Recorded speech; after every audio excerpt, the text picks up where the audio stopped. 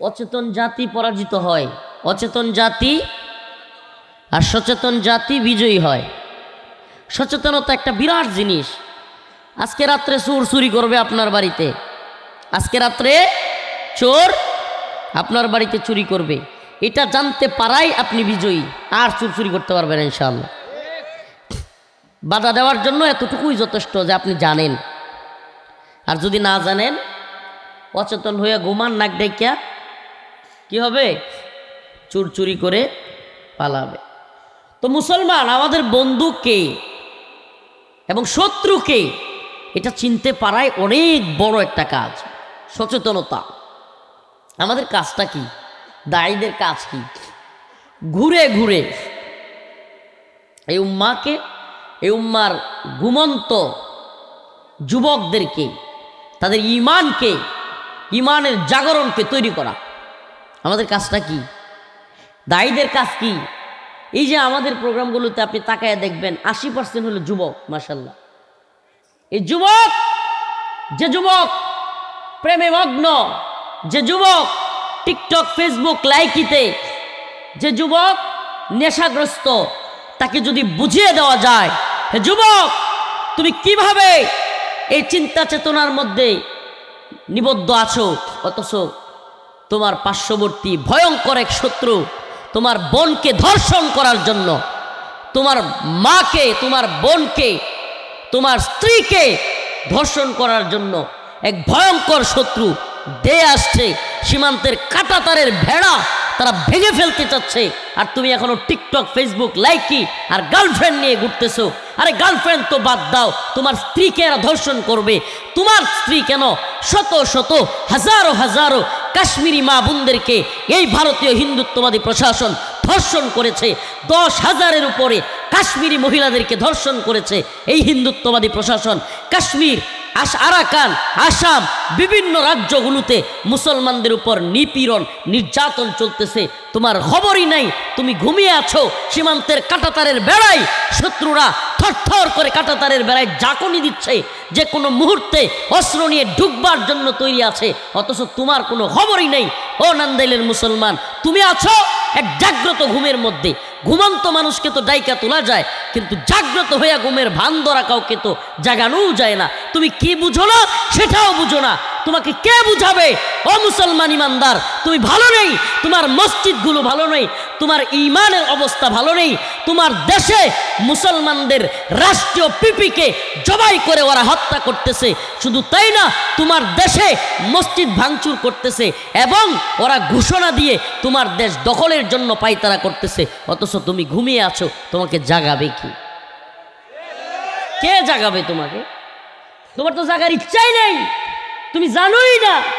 কতবারা জিন্দিগি আইসো, কতটি আইসে মাহফিলের আশপাশে মেয়েটে ঘুরে কিনা একটু দেখে আসি। আর কে কাছতে হাসবেন না, হাসবেন না, লজ্জা হওয়া উচিত। হাসি আসে আবার, হাসির জন্য বলতেছি নাকি? ইমানি গায়রত নাই, হাসির জন্য বলতেছি। সবচাইতে শয়তানের বড় সফলতা হইল হারাম কাজটাকে সহজ করা। এই মিয়া, হারাম কাজের কথা বললে আবার হাসি আসে কেমনে? নাউজুবিল্লাহ। আল্লাহ তাআলা নারাজ হন, আমার রব নারাজ হন, এমন একটা কাজের মধ্যে আপনার হাসি আসে? লজ্জা হওয়া উচিত আমাদের। শয়তানের সবচেয়ে বড় সফলতা, আমাদের কিছু হুজুররাও খুব হাসি খুশির ভাবে এই হারাম বিষয়গুলোর তুলে ধরে, যুবকরাও হাসে, মজা নেয়। এটা কি মজা নেওয়ার বিষয়? কোরআনের হারাম, কোরআন যেটাকে হারাম বলেছে এটা নিয়ে মজা নেওয়াও তো ইমানের বিপরীত। নাউজুবিল্লাহ, নাউজুবিল্লাহি মিন যালিক। এই জন্য বলি প্রিয় যুবক ভাই, কষ্ট নেওয়া যাবে না। কষ্ট নেওয়ার জন্য বলছি না, আমাদের তো উচিত এই 1000 টাকা 2000 টাকা হুজুর কালেকশন করছে না, এটা মাদ্রাসার জন্য দরকার আছে, কিন্তু আমাদের তো উচিত আগামীকালকে কালেকশন হবে। যুবক, দুনিয়ার রঙিন স্বপ্ন বাদ দাও। এই উম্মার জন্য, এই জাতির জন্য, এই ভূখণ্ডের জন্য কারা কারা শহীদ হতে প্রস্তুত আছো, এই লাইনে দাঁড়াও। এভাবে লাইন তৈরি করা হবে ইনশাআল্লাহ কিছুদিনের মধ্যে।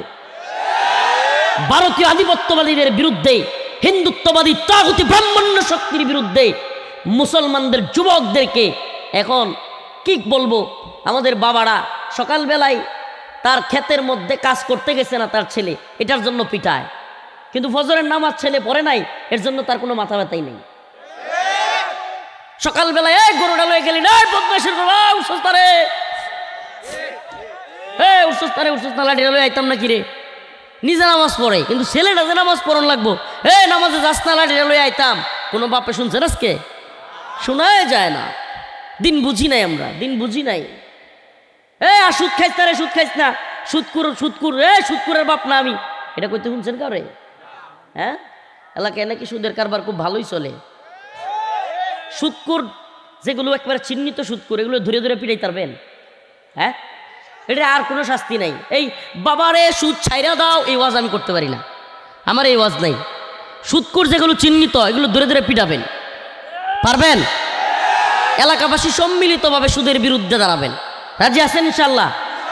হ্যাঁ যুবকরা, সম্মিলিতভাবে সুদখোরদের বিরুদ্ধে দাঁড়াবা, রাজি আছো ইনশাল্লাহ?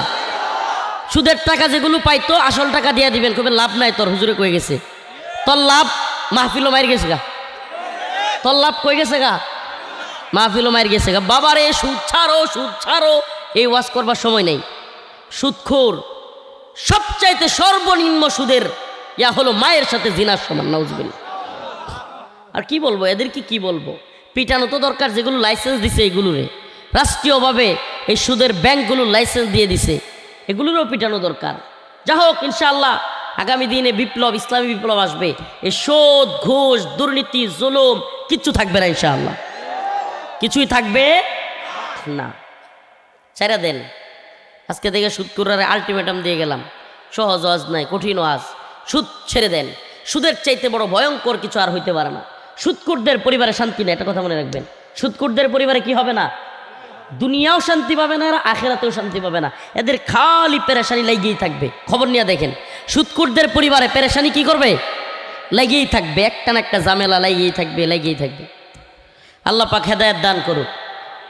এমনিতে সুদ ঘুষ বন্ধ হয়ে যাবে ইনশাআল্লাহ, যদি ইসলামী শরিয়া শাসন প্রতিষ্ঠিত হয়। তো বলতেছিলাম, বন্ধু কারা, শত্রু কারা চিনতে হবে। বন্ধু কারা, শত্রু কারা চিনতে হবে আমাদেরকে, মুসলমানদের বন্ধু। আল্লাহ পাক বলেন, ইয়া আইয়ুহাল্লাযীনা আমানু লা তাত্তাখিযুল ইয়াহুদা ওয়ান নাসারা আউলিয়া বা'দুহুম আউলিয়া বা'দ ওয়া মান ইয়াতাওয়াল্লাহুম মিনকুম ফাইন্নাহু মিনহুম ইন্নাল্লাহা লা ইয়াহদিল কওমাজ যালিমিন।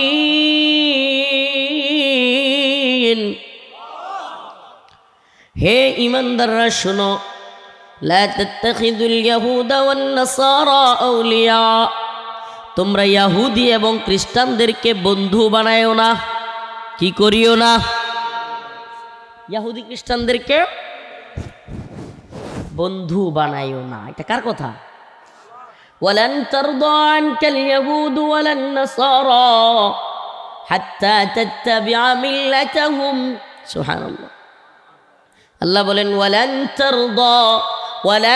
তারদা, এরা কখনো তোমাদের প্রতি রাজি খুশি হবে না। হাত্তা তাত্তাবিআ মিল্লাতাহুম, যতক্ষণ না তারা দেখবে তোমরা তাদের দলের লোক। সুবহানাল্লাহ। ইহুদি, খ্রিস্টান, মুশরিক এরা মুসলমানদের উপর কখনো কি হবে না? সন্তুষ্ট হবে না, রাজি খুশি হবে না।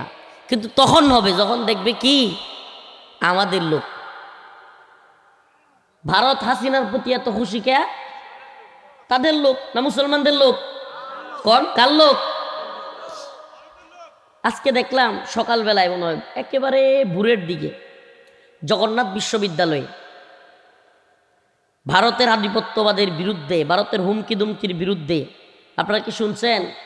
ভারতের আগারতলায় বাংলাদেশের যে দূতাবাস, সেখানে পর্যন্ত উগ্র হিন্দুত্ববাদী গেরুয়া সন্ত্রাসীরা হামলা করছে। কল্পনা করতে পারেন? একটা দেশের দূতাবাস। পৃথিবীর ইতিহাসে নর্মাল ভদ্রতা হলো, রুলস হলো, এটা পৃথিবীর ইতিহাসে সারা পৃথিবীতে সকল সাম্রাজ্য, এমনকি পৃথিবীতে একটা বর্বর জাতি ছিল ইতিহাসে, অনেক বড় বর্বর জাতি, মঙ্গোল, তাতারি, এরা পর্যন্ত এই রুলস মানত। কি সেই রুলস? দূত, কোন রাষ্ট্রীয় দূতকে আক্রমণ না করা, দূতের বাড়ি ঘরে গিয়ে আক্রমণ না করা। অথচ এই ভারতীয় এই গোবর খাওয়া জাতি এই রাস্তাঘাটে পায়খানা করনেওয়ালা এই বদমাইশগুলো, এই হিন্দুত্ববাদী ভারত বাংলাদেশের দূতাবাসে গিয়ে হামলা করতেছে। যারা এখনো গোবর আর সেনা খায় গরুর, এরা কিনা আমাদেরকে সভ্যতা শিখাতে আসে। এরা কি করতে আসে? আমাদেরকে সভ্যতা শিখাতে আসে। যারা নিজেদের দেশে একটা দূতাবাসে নিরাপত্তা দেওয়ার মতো সামর্থ্য রাখে না, এরা আমাদেরকে সংখ্যালঘু নির্যাতনের সবক শিখায়। হ্যাঁ, এটা কয় না, ওই যে আমাদের আঞ্চলিক নেত্রকোনা ময়মনসিংহে একটা কথা আছে, সালুনে শুয়ে রে কি কয়, শুয়ে কত একটু ছায়া দেখ তোর দিকে। যারা নিজেদের দেশে মুসলমানদের মসজিদ ভাঙে, মসজিদ ঘুরাইয়া দেয়, বাড়ি ঘর ঘুরাইয়া দেয়, মন্দিরের নাম কইয়া মুসলমানদের মসজিদের জায়গা দখল করে নেয়, দূতাবাসে গিয়ে আক্রমণ করে, এরা আমাদেরকে সংখ্যালঘু নির্যাতনের সবক শিখায়। এটা অনেকটা ওইটা হয়ে গেল না, সালুনে শুয়ে রে কি কয় তোর পিছনে। তোরা তাকায় দেখ, এরা কিন্তু গোবর খায়, এটা জানেন, গরুর মুত খায়। কেমন সভ্য তারা, চিন্তা করেন। এখনো পর্যন্ত স্যানিটাইজ, আমরা তো এখন গ্রামে গঞ্জেও স্যানিটারি বাথরুম আছে, কিন্তু গ্রামে গঞ্জেও কি আছে? Sanitary bathroom. এক সময় যেটা রেখে তো টাটকি, এরপরে আইছে লেপটিন, এরপরে হইল বাথরুম, এরপরে টয়লেট, এরপরে ওয়াশরুম। এখন কোন পর্যায়ে আছে? তাই আমরা কতটা উন্নত হয়েছি চিন্তা করছেন। এক সময় কি কইতো? টাটকি, তারপরে লেপটিন। টাটকি ছিলেন তো, সাইডটা বাঁশ দিয়া দুই সাইডে খালি মাঝে কিছু নাই। এটা আমাদের প্রথম যখন নুরানি পড়ি লেট্রিকান্না মাদ্রাসায় আমাদের এলাকার ওখানে ছিল, মাঝে মাঝে আমরা কোনো ছাত্রকে উল্লে উড়ে যেত, দইরা টাইনা তুলতাম। তো এটির নাম কি আছেন? টাটকি। এরপরে একটু যখন এই যে একটা খালি মাছা দিয়ে ইয়া করে উপরে, এটা লেপটিন, এটা কি কইতো? এরপরে যখন একটু ফাঁকা করার বছর নাইছে, একটু বেড়া দেয়, তখন কি কয়? বাথরুম। এরপরে যখন আর একটু টাইলস মাইল লইছে, তখন কি কয়? টয়লেট। না না না, টয়লেট। ওয়াশরুম হয়েছে যখন গোসলখানা টানা, এরপরে এই যে ইয়া টিয়া দিছে তখন। এখন মানে মানুষ ওখানে ফ্রেশ হইতে যায়, অনেক সময় টয়লেট ছাড়াও, বাথরুমের কাজ ছাড়াও অন্য কাজে যায়। এই জন্য এখন কি নাম দিছে? ওয়াশরুম। বাথরুম করতে তো একটু লজ্জাও লাগে কেমন। তা আমরা কতটা জাতে উঠছি চিন্তা করছেন, কারণ আমরা বাথরুমও কই না। আর এরা এখনো কি করে? টাটকির যুগে আইতেছে না এখনো। এরা এখনো কই বাথরুম করে, কথা কয় না, এরা জানে না মনে হয়। ভারতে এখনো পর্যন্ত রাস্তাঘাটে দল বাইন্দা গিয়া, জঙ্গল দল বাইন্দা গিয়া, রেললাইনের পাশে দল বাইন্দা গিয়া আপনার বিভিন্ন ধরনের খেতে কামারে, একটু উঁচা উঁচা ক্ষেত যেটি মানে ইয়ার ডেঙ্গা ডুঙ্গা আছে, এটির ভিতরে গিয়ে একটা আরেকটা ডাক দেয়, কিরে কি অবস্থা? এই জাতি আমাদেরকে সবক দেয়। সুবহানাল্লাহ, কল্পনা করা যায়। আপনারা অনেকেরা বিশ্বাস বুঝতেন না, এটা সত্যি। এটা ভারতের বিভিন্ন রাজ্যে এখনো পর্যন্ত এরা বাথরুম ইউজ করা শিখে নেই। আর আমরা এখন হাইকমোডের যুগে আয় পড়ছি, আমরা এখন স্যারের মতো বয়ে বয়ে আগে কি কয় না কয়, কি কর। গ্রামেও এসে পড়ছে এখন হাইকমোড। অনেক গ্রামেও ভালো মানে ভদ্র পরিবার যেগুলো মোটামুটি একটু মানসম্মত, এরা এখন অলরেডি হাইকমোড নিয়ে আসছে, কথা কর না। যদিও শীতের দিনে হাইকমোড খুব কষ্টের একটা জিনিস। শীতের দিনে হাইকমোড দেখলেই কিন্তু মাথা গরম হয়ে যায়, কারণ ওটা বইলেই যেই ঠান্ডা লাগে, আর উপায় থাকে না। গ্রামের মানুষ এটা বইতেও পারতো না, এটা দেখলে গ্রামের মানুষের রাগ উঠবো। তো যাই হোক, বোঝানোর উদ্দেশ্য যে আমাদের এখন ঈশ্বরগঞ্জ, নান্দাইল, নেত্রকোনা, পূর্বতলা খুঁজলেও কি পাওয়া যায়? হাইকমোড। আমরা এখন ওয়াশরুমের যুগে, আমরা বাথরুমও কইতে পারি না। লেপটিন টাটকি তো বাদ, হেরা এখনো টাটকি তোই উঠতেছে না। হেরা কই আগে এখনো খেতে কামারে, জঙ্গল, রেল লাইন বগিত বইয়া বইয়া। হ্যাঁ, ভারতের রেল লাইন গিয়ে গেলে আপনি একবারে বিশ্রী অবস্থা, যাইতেই পারবেন না। এটা এখন এইভাবে বুঝাইতে পারবো না আপনারা যারা এটার ভুক্তভোগী। হাই হাই রে আল্লাহ, হাই হাই।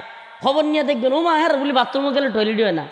আরেক সমস্যা, মানে খোলা মাঠ ছাড়া হেরা নাকি এটা পারেই না। মানে এই বদ অভ্যাস যারা আছে এরা জিগায় দেখেন, আমাদের সমাজে কিছু লোকের এই বদ অভ্যাস আছে। দেখবেন কি করবো জানেন? একবার সিগারেটটা জ্বালা একবার উপরে, মানে হ্যাঁ ইয়া থাকবো কই উপরে, এর মাথা একবারে নিচে। হ্যাঁ কেউ রে দেখে না, মানে হ্যাঁ রেও কেউ দেখে না।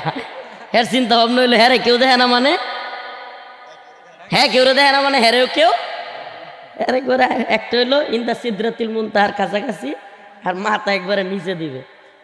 আল্লাহ পাক হেদায়েত দান করুক। বলা উদ্দেশ্য হলো এরা আজকে আমাদেরকে সবক দেয়।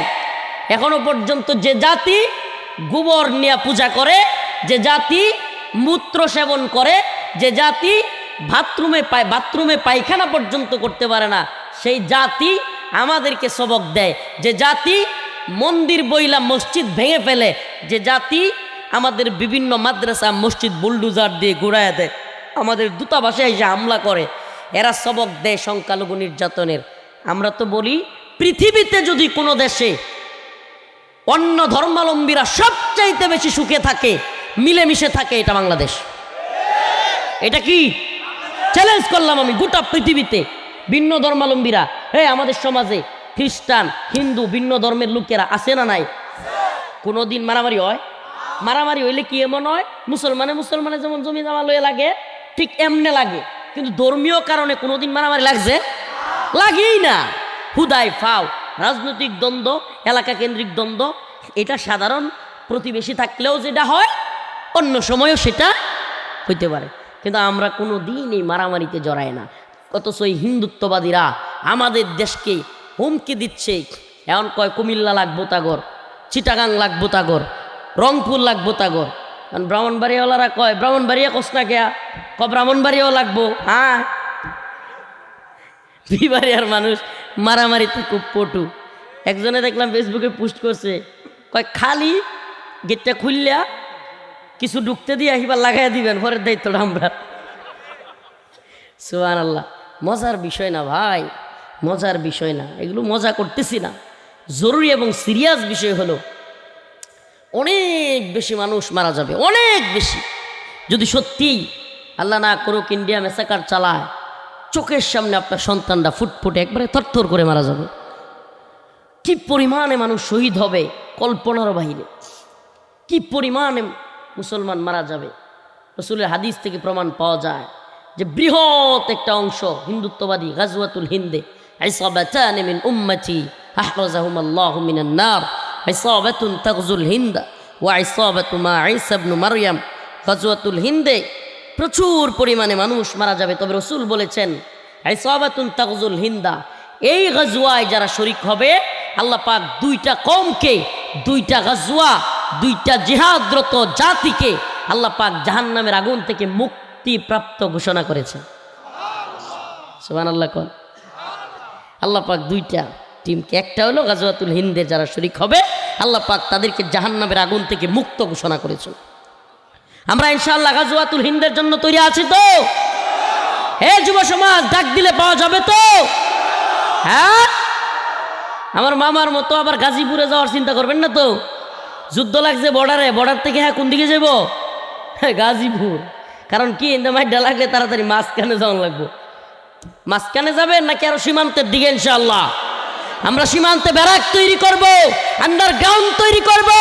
এই ভূখণ্ডে তোরা যদি ইসরায়েলি বাহিনী হোস, আমরা হামাসের ভূমিকায় অবতীর্ণ হব ইনশাআল্লাহ। তোরা যদি আমেরিকা কিংবা ইসরায়েলের ভূমিকায় অবতীর্ণ হোস, আমরা তালেবানের ভূমিকায় অবতীর্ণ হব ইনশাআল্লাহ। বাংলা হবে আফগান, আমরা হব তালেবান ইনশাআল্লাহ বিইذنিল্লাহ। রাজি আছেন তো? ইনশাআল্লাহ আমরা হব তালেবান, বাংলা হবে আফগান। ভয় করি না আমরা ইনশাআল্লাহ। বুলেট বোমা ভয় করেন? ভয় করি না। হামলা মামলা হুঙ্কার বাতিলের, ওই সিংহ পুরুষ মুফতি আমিনিয়া কাবির আমাদের। রাজি আছেন তো? ইনশাআল্লাহ। আসুক না যত বাধা, যত জ্বর সাইক্লোন, জিহাদের পথে মোরা চলবই। এ জীবন বাজি রেখে দিনের নিশান মোরা বাংলার আকাশে উড়াবই। আসুক না যত বাধা, যত জ্বর সাইক্লোন, রাসূলের পথে মোরা চলবই। এ জীবন বাজি রেখে দিনের নিশান মোরা বাংলার আকাশে উড়াবই।